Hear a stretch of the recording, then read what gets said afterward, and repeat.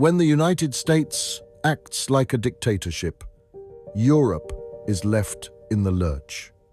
By ignoring international law, the US is giving a gift to Putin and Xi Jinping. Now, the superpowers in the East can justify their own abuses by pointing to American actions. If Europe does not unite into a federation, we risk becoming an irrelevant playground for the world's new imperialists. The US actions in Venezuela have done more than just create political chaos. They have handed Russia and China a strategic victory on a silver platter.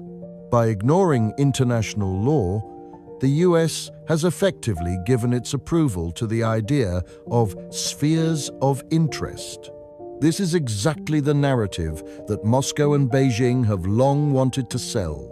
A world where superpowers can rampage freely in their own neighborhoods without outside interference. Now, Putin can easily use the American precedent to justify his military presence in Eastern Europe. If the US considers itself entitled to change leaders in its own backyard, why wouldn't Russia have the same right in theirs? At the same time, China can paint the US as a lawless power, which acts as a perfect shield for their own ambitions in the South China Sea and against Taiwan. A long-term American engagement in South America is a disaster for global security. History teaches us that these interventions rarely stop at a quick raid. It risks escalating into a drawn-out war against guerrilla forces, sucking up American resources, money, and attention. Every soldier and every dollar tied up in South America is one less resource for the defense of NATO's eastern flank or for balancing China's power in Asia.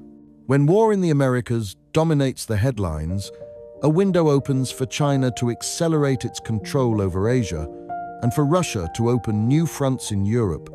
This shift plays straight into the hands of Russian-Chinese diplomacy in the global South. While the US appears as a power that kidnaps presidents, China profiles itself as a nation that builds bridges and infrastructure. For leaders in Africa and Asia who fear Western intervention, alternatives to the dollar and systems like BRICS suddenly become very attractive. The US may have removed a regional opponent, but the price may be that more and more people choose BRICS over the dollar. A divided EU is exactly what these three superpowers want. It is no coincidence that we are flooded with influence campaigns and disinformation, often driven by troll factories, but also by high-profile voices from the US aimed at sowing doubt and division between us. Europe's leaders today are too cowardly to speak plainly.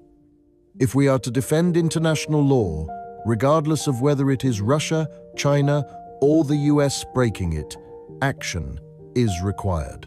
The EU must dare to take the step toward a federation. We need to become a superpower of our own with a united voice to act as a counterweight when other superpowers let their imperialist dreams come before the law. Finally, this is painful proof that the UN has played out its role in its current form.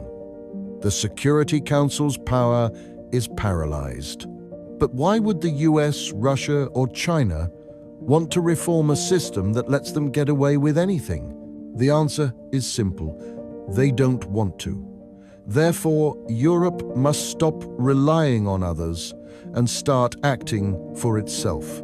In order to balance the world politics and conflicts, the Union must unite as a stronger federation.